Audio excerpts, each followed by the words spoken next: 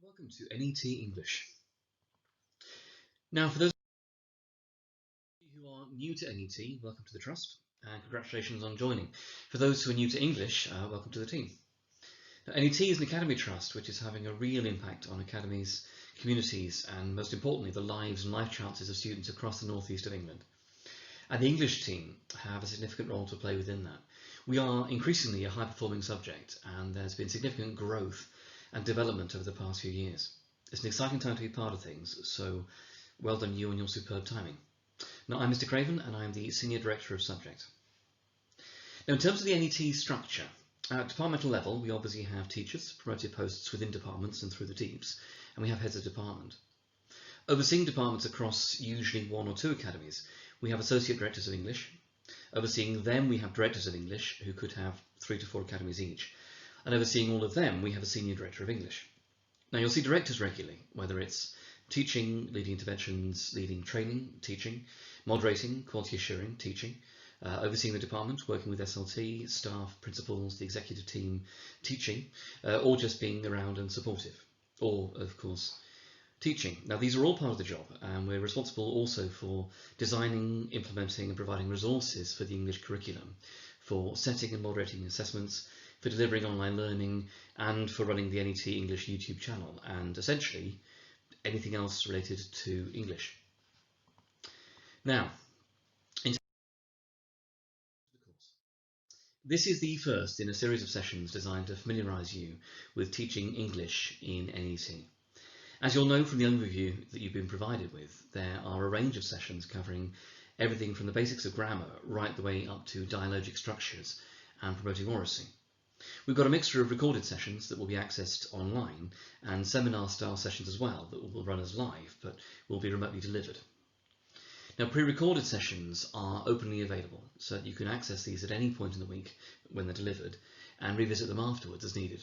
And we'll also be recording and sharing the seminar-style sessions just in case anyone's unavailable at the point they take place. Now, in designing the programme, we've been careful to consult with a range of staff, all the way from trainees, NQTs and RQTs, right the way up to heads of department, SLT and training agencies. The programme is intended to build from the basics right the way up to how those basics are applied in terms of the construction and deconstruction of texts. What that means is that if you follow the course through from beginning to end, you're gaining or reinforcing a broad and deep foundation in terms of English as a subject. Sessions will also include a focus on how to deliver that content in a practical sense in the classroom, as well as links to the NET curriculum content. This is so that, as well as the theoretical understanding of the subject, you're also gaining insight into how to apply and how to deliver it, and also an understanding of the specific texts and topics that you'll be teaching. You'll notice that the sessions are weighted towards the beginning of the year. This is so that you can feel as confident and in control of your teaching as possible, as quickly as possible. That said, we have been careful to space it out in such a way that hopefully no one is overloaded. Now, at any point, if you have questions, comments, concerns or queries, do talk to your head of department or to your director of English. Now, we're fortunate to have outstanding staff throughout all our academies, and these people are also thoroughly lovely and helpful, as well as, personal friends. If you manage to take part in all the main sessions, you'll be classed as having completed the course. That's the ideal, of course, but any and all sessions are also useful on an individual basis. Now, there are also other sessions throughout the remainder of the year that you're more than welcome to access as well if useful, and these will cover topics such as the analysis and interpretation of Shakespearean drama, working with Victorian context, designing and implementing a curriculum, and the importance of cultural currency. And you can find a full list of these in the overview of the other training routes. Just ask your head of department or your link director. Now, in terms of this initial session is going to serve a number of functions, and during it we either have or we will give a quick overview of leadership structures in English in NET, basically who's who. We'll quickly review the training programme in terms of what it is and how it will work. We'll clarify what English is and why it's important. We'll offer insight into the overall curriculum from years 7 to 13, particularly focusing on years 7 to 11, and the reasons why we structure it in that way. We'll clarify texts and topics that you'll be teaching, and we'll direct you also towards key resources and useful materials to help you on your journey. Phrased another way, this should cover who, what, when, where, how, and a little bit of why. So let's talk about English. Now, it's briefly worth talking about English, what it is and why it's important. Now, English is a strange subject in some ways because it isn't necessarily a single thing. For one thing, we have what is usually called English language, and we have what's called English literature, sometimes just labelled as English and literature. Now, traditionally, English language, English, has been seen as the more relevant and applicable subject, even though English literature, has been seen as the more academic and the more academically respected subject. Rewind a few decades and you'd find many teachers focusing almost entirely on English literature in their teaching, students spending 5 years more or less studying only literature, schools obsessing over the English language headline figures at GCSE, and many universities and employers seeing English literature as a subject that actually required work and thought. The times have changed, and that's a good and a healthy thing. What you'll find as we work through the programme is that the distinction can be far more blurry than people sometimes think. It's impossible to produce, access, or discuss literary texts without considering the language that's gone into them. And one of the most common and accessible ways in which we access and understand the language from different time periods is through the texts produced, whether it's fiction, non-fiction, drama, poetry, prose, biography, autobiography, travel writing, and so on. We use our language skills to analyse literary texts, and much of literature is the contextualised and the textualised application of our language skills. Now, if you teach GCSE at any point, that's exactly why the assessment objectives for English language and for English literature mirror each other. What this means is that English is a subject that involves anything where words are used. From the bus ticket we buy in the morning, the conversations we have in the staff room, and those half-known song lyrics we hear in the car, right the way through to the programmes we watch, to the cookbooks we never quite get around to using, and the novels on our shelves, some of which we've read. Even more than this, it's also the study of which words are used, when, where, how they're connected, how they're linked, how they're ordered, who they're for, who else accesses them, and so on. And because writing produced, whether it's fiction or non-fiction, is influenced by factors such as when it was written, where, who by, why, and so on, engaging with English also means engaging with history, with geography, with modern foreign languages, with philosophy, with theology, with sociology, with psychology, with science. The list goes on. To be honest, that's a key reason why I love English. It's dynamic, it's relevant, it's real. And it's something that spreads into, that connects with, that influences and expresses almost every part of human life. So when we talk about the importance of English for students, it's relevant on all those levels. Learning how to communicate clearly and appropriately is something that will provide and enhance their life chances. Adding vocabulary will help to develop students' thinking in terms of flexibility, clarity, and depth. Reading and accessing texts will help them to become more independent learners, but it will also equip them to cope with the adult world, to engage with different cultures, with history and with heritage, to recognise and resist bias and influence. I suppose to cut through it, giving students a thorough grounding in English helps them to become informed, individual and independent adults. Now, you may hear about issues in English relating to the word gap and the reading gap.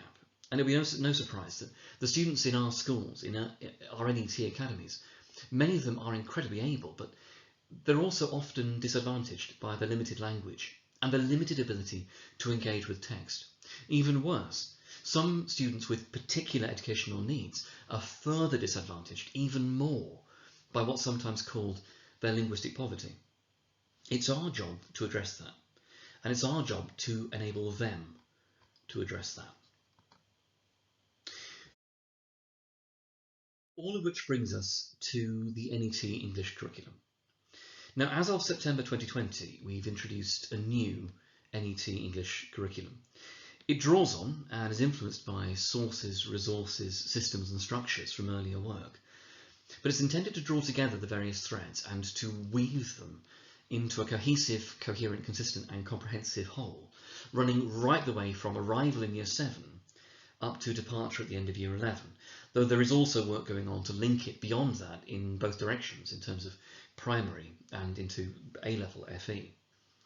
Now, at the heart of the curriculum is a core set of 4 aims: to promote student engagement with and integration into cultural heritage, to introduce and develop skills for life, including effective oracy, to provide clear continuity of coverage and skills from years 7 to 11, and to establish and develop a culture of reading.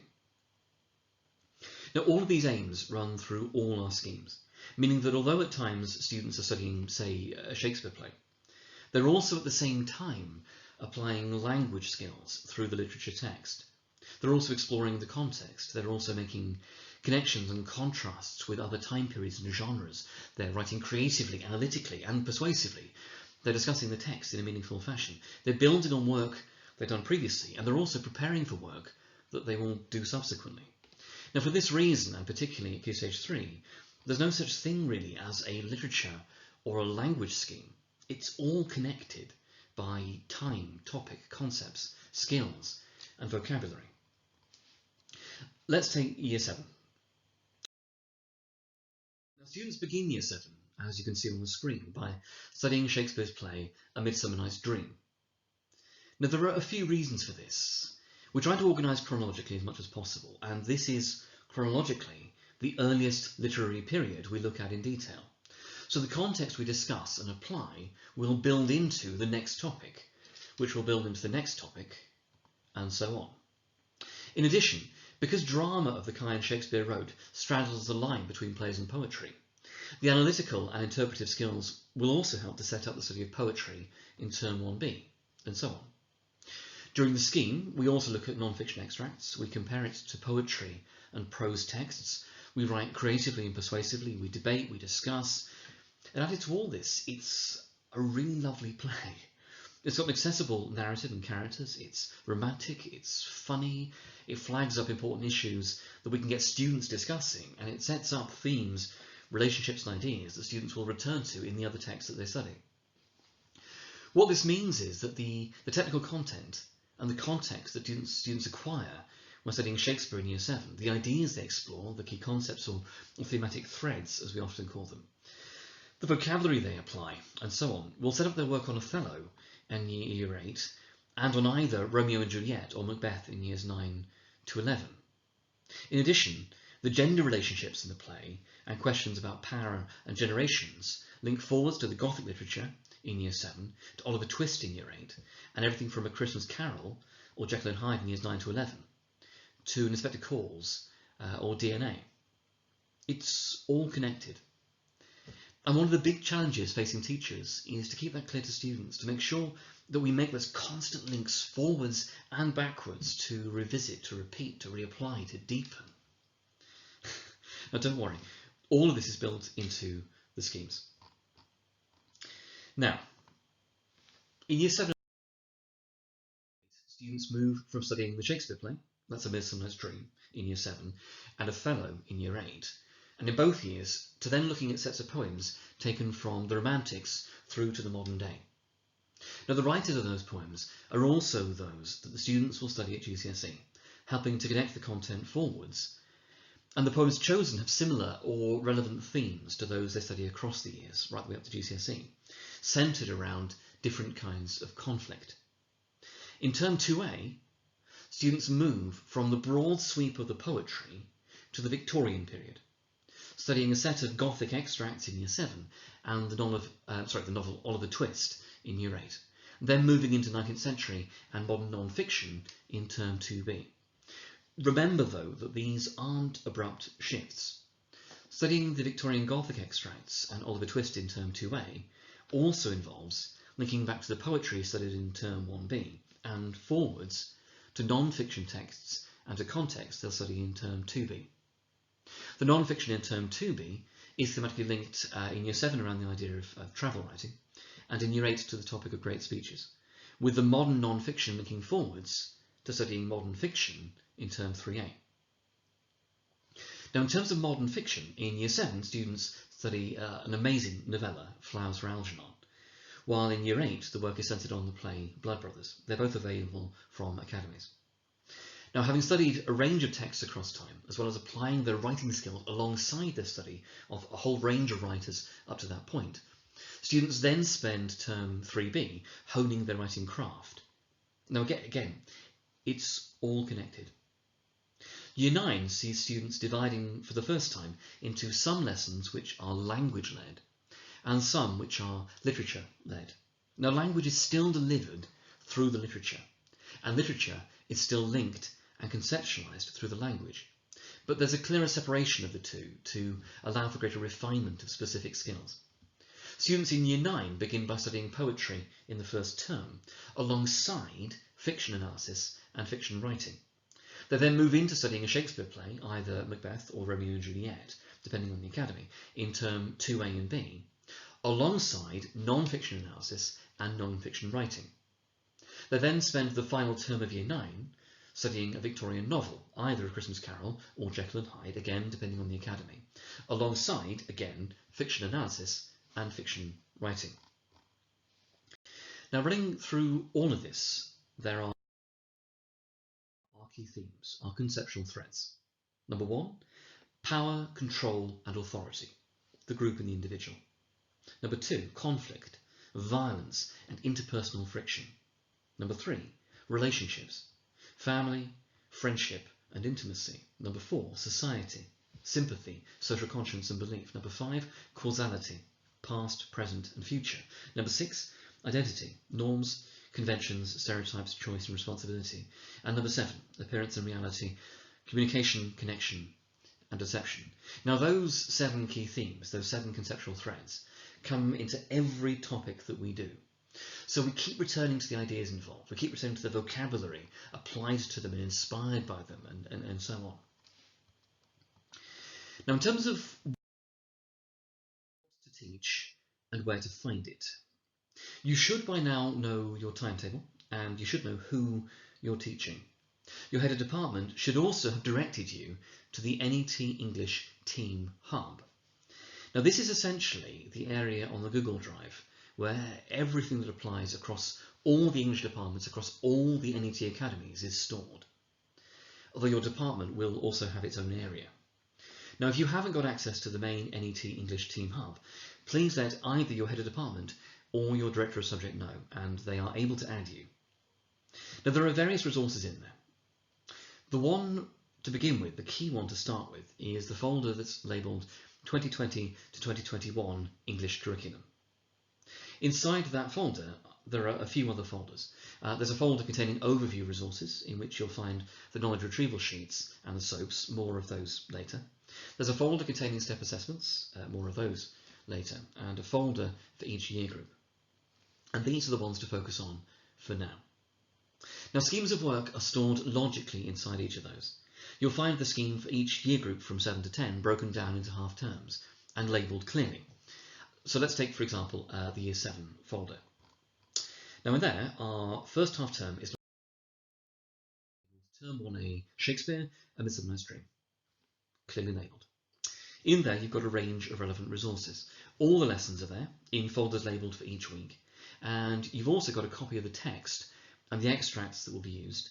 There's the medium-term plan and there's a short-term plan. Now, do be aware that lessons in the schemes are intended to be resources, they're not scripts. Staff must, of course, follow the scheme and deliver the content.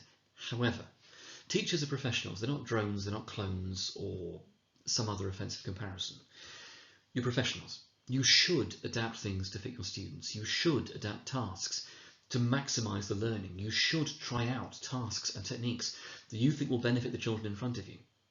Just as long as you cover the content and skills from the scheme, as long as you make the links the scheme includes, and as long as you follow the central systems and structures, such as the nomenclature, the paragraphing structures, and that sort of thing.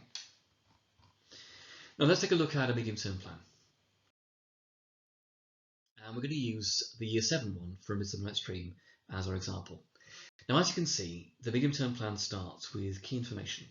We've got the year, the term, the topic, and we've got how it links ahead to the eventual GCSE course.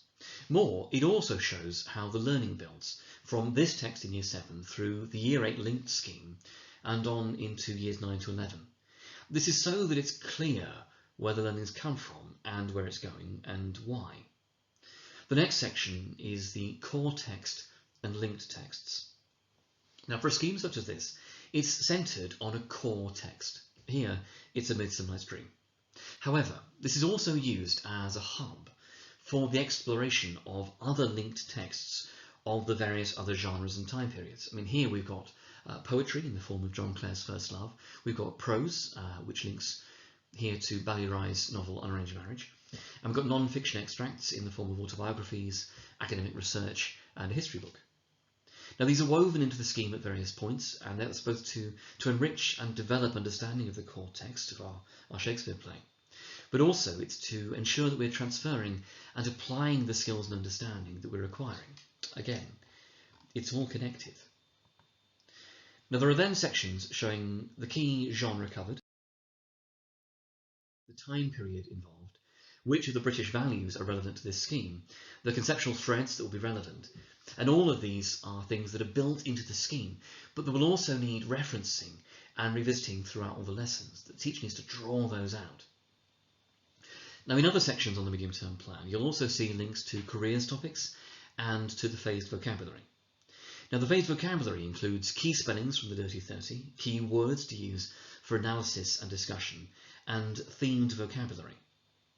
Now, the analytical and themed vocabulary that you'll see throughout the different schemes and that you'll see here is phased throughout the years, and there's an overview which shows you that. Now, the idea is essentially that this is vocabulary we're building and interweaving for students, so it needs constant linking into the teaching and application, constant revisiting, constant referencing. Now, you'll also notice the phased content. Now, this essentially, as you'll see here, shows the key content that needs covering throughout the course of this scheme. You've got the context, you've got the terminology and technical understanding, you've got key concepts that need to be addressed. Now, if you're looking for a starting point to check your own subject understanding, it's here.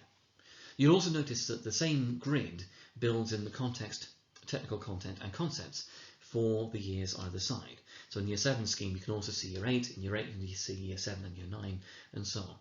This is because a very bright or very eager group might begin to access content for the next year.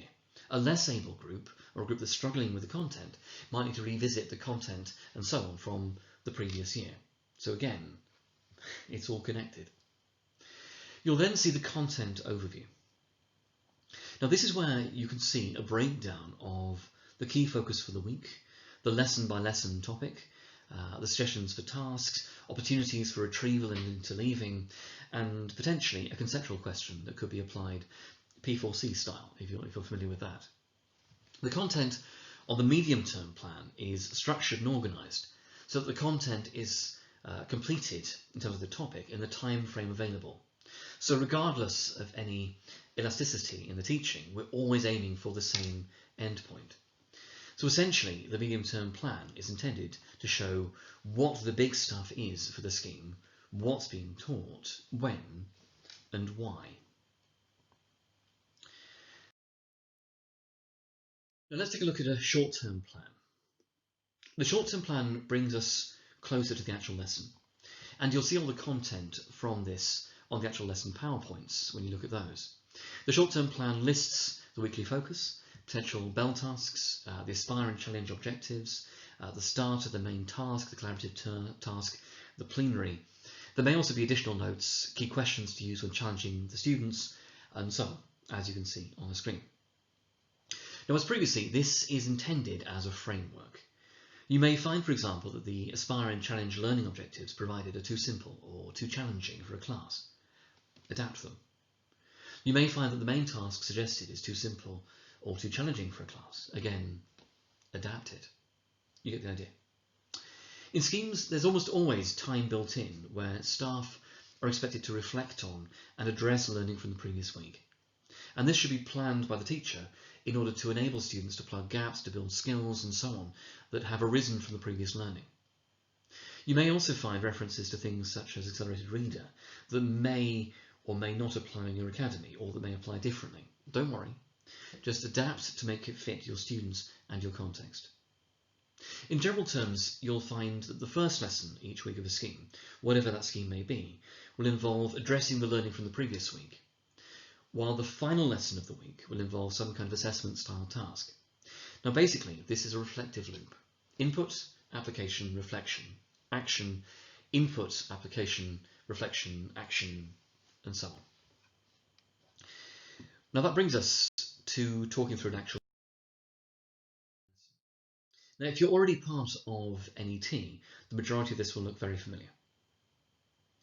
Now there are far too many tasks to run through all of those you'll come across when teaching an NET English scheme. However, hopefully the next few slides will give you an overview of the basic structure and some insight as to how it works and why it works. Now lessons always begin in every subject with a bell task.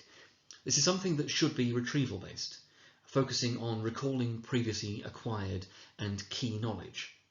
This will in most cases draw on the knowledge retrieval sheet, more of which in a few slides. But it works best when it's also interleaved slightly, deliberately compared, contrasted, linked with content and topics that emphasize it. So, for example, vocabulary that links to the day's lesson topic but was covered previously, but also links to other topics that are studied. Now here, the bell task asks for something from last lesson, that's the two red boxes here. There's two here asking for content from last week and two from earlier in the year.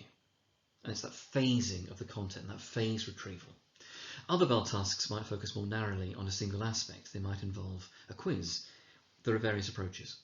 Now this shouldn't last as a bell task more than the initial 5 minutes of the lesson. And it's the time during which the teacher also welcomes students in and takes the register. It serves a lot of functions. And it's also very, very important that this isn't wasted time. This is not a silly time filler. It is serving a specific learning purpose. Now after the bell task, we then have the overview slide, which may look a little different. On this, you'll see the challenge and aspire objectives. These will be led by a verb, probably from Bloom's taxonomy, and linked to the lesson's topic. The challenge is what all students will aim to do, all of them. The aspire is a higher order challenge, which moves beyond that initial challenge. And the aspire is essentially what more able or more productive students may achieve, but all of them can be pushing for that. Now it's worth, at the beginning of a lesson, flagging up what these are, what they mean, and how they apply. In good lessons, students understand these objectives. They understand what they're aiming for. They can explain the difference between the objectives, including the verbs, and they can say at the end of the lesson which of these two objectives they achieved. Now, the starter task is a springboard into the topic. It's bridging the learning from previous lessons to the current one, and probably linking in vocabulary and themes or concepts. Here, it's a task all about unfamiliar vocabulary the student's going to come across in the day's lesson. It's clearly signposted as being the starter. There's even that visual symbol of the starter flags to show. There are instructions in the yellow box, and there's a routine in the purple box to work through. Now you'll spot repeating formats and task structures throughout the schemes. It's because they're effective, but it's also to build familiarity. These are task formats that students will return to in future schemes and in future years. And familiarity helps to maximise confidence, engagement and productivity, while also reducing cognitive load. It's win, win, win, win. Now notice, the bell task is retrieval. It's quick, factual, accessible. The starter is about linking, setting up, and moving towards the content. Now, the main task is also one they'll become very familiar with and the formats that we use for them. Now here we've got an extract from the text provided, and it's also got some steerage questions on a range of key aspects. Here we've got narrative, language, character, image, theme, interpretation, and another character prompt. During this kind of activity, it's vitally important that students, yes, have things modelled and discussed, but also that they engage with their own annotation, their own attempts to answer the prompts, and so on. Notice that the prompts are provided as questions. Now we're giving students here routes for thinking and models for thinking, prompts. We're not simply giving them answers to copy down. We're trying to get them to think. We're not trying to give them low-level secretarial work. It's a key point. We're not just trying to give students and teach students the text. The text here is a vehicle for acquiring skills, for acquiring knowledge, for acquiring understanding, and for acquiring learning behaviours that they'll carry through with them throughout their school life. Now, following this, there is a collaborative task. Academies will provide more training on this, but the simple idea is that lessons build in, almost always, opportunities for students to share their learning, to learn from each other, and to take ownership of their learning. There are various collaborative tasks, all of which do subtly different things. You'll find that there are certain ones that slot neatly into your own teaching toolbox, and that's fine, that's great, good for you. But it's also worth sometimes trying out new ones from the ones available. And students will gain confidence with these as they move through the academy, since they're doing these in all lessons, in all subjects. Now, at the end of the lesson, there is a plenary intended to draw things together, but also to provide a summary review point of the learning for students. Essentially, a chance to draw out what has been covered, to make the links backwards and forwards, to set up what will be the retrieval focus for the next lesson, and so on. Now, following this, it's always a good idea to return to the learning. Have they been achieved? How do students know they've been achieved? How do we as teachers know they've been achieved? And so on. So to reiterate, bell task, retrieval. Quick, factual, accessible. Starter, linking, setting up, moving towards content. Main task, input, teacher steerage. Collaborative task, exploration and application. Plenary, summary and conclusion. Now, the lesson structure obviously lends itself reasonably naturally to drawing out work on vocabulary, concepts, and so on. But it's also really important, vitally important, that staff do this naturally and continuously, so that there is constant exposure on the part of the students throughout their school lives. There is, of course, more nuance, more subtlety, more development and so on in terms of lessons longer term, which you will see and you will acquire. But hopefully that's given an insight into the basic structure and some of the basic thinking. Now, earlier in the session I mentioned SOAPs and knowledge retrieval sheets, or KRSs as they've become known. Now, a SOAP is to cut through it. It's the subject on a page. It's a one-page summary written in an accessible style for students that summarises, well, the subject on a page. It tells them what they're learning about, why, and how it links within the wider subject. Other boxes also tell them when there are links to other subjects, and these are also worth referencing and exploring whenever you can. The SOAP essentially ensures that students know what they're learning, when, and how it all links in. Now, the knowledge retrieval sheet, KRS, then pins down a set of core content for each topic. In years 7 to 9, there is essentially one for each half term, one for each topic. For years 10 and 11, there's one for each topic. Now, on the KRS, on the knowledge retrieval sheet, you'll find key pieces of information, key terminology, key quotations, if applicable, key vocabulary, and so on. This isn't intended to be comprehensive. It's not everything they will learn. It's the boiled down, the distilled version of the content that's contained within the scheme. That content is summarised on one side, and then there are prompt questions which exactly mirror that content that's provided on the other side regarding it. Students will be using the knowledge retrieval sheets for home learning for when they're being supported inside and outside school. And it's also the basis of the bell tasks and some assessment tasks. Now again, if you're looking for a quick guide to what students are studying in the year groups that you're teaching, head for the SOAP. If you're eager to pin down the key content, start with the knowledge retrieval sheet. And then when you've done that, head for the medium-term plan and for the scheme itself. Now, if you spend some time